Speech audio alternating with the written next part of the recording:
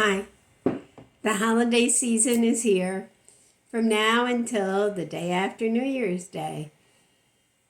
Parties, family get togethers, places to go, people to see, events all over. Hi, I'm Sue de Blasio, and welcome to Through Sue's Eyes. I wanted to talk a little bit about the holidays, particularly as it affects IBS, gluten and dairy intolerance, because there's a lot of family dinners, and I know I'm going to one on Thanksgiving, and I have to admit, I look at all that food I used to be able to eat, and I just feel a little bit of envy and touch of anger that I can't have it, but it's nobody's fault. It's not their fault, it's not my fault. So my solution, well, my favorite is stuffing. So I make gluten and dairy free stuffing and bring it with me. And I also make a dessert. Usually, I'm going to try this year to make my favorite dessert, which is a key lime pie. And it's gluten and dairy free. And if you want the recipe, if you click on my Facebook icon on my channel, you can go to my Facebook page and it'll be there. Anyway, that's what I do a lot of times. But if I'm going to a party or I'm going out with friends, I usually eat before I go because I'm not sure where we're going to land. And if we go to have lunch, they may not have gluten or dairy-free options. A lot of restaurants are getting better, but not all have them. And, it's not on the top of everybody's radar when they're having a party. Not only gluten and dairy free, but vegan, all those. And so I eat before I go, and then if I find something I can eat, I'm pleasantly surprised. But that's how I deal with it. I don't know how the rest of you deal with it.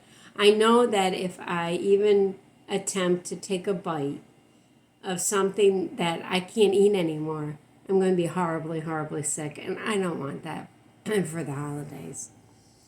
So I just wanted to let you know what I do. I don't know, if it'll help you, but maybe it will. Also, it's a hard time because I think you're expected to be happy at the holidays. And, a lot of us are not. Either we're with chronic illness, sometimes we feel sick. We're in bed. We may have had a flare. We're in the hospital.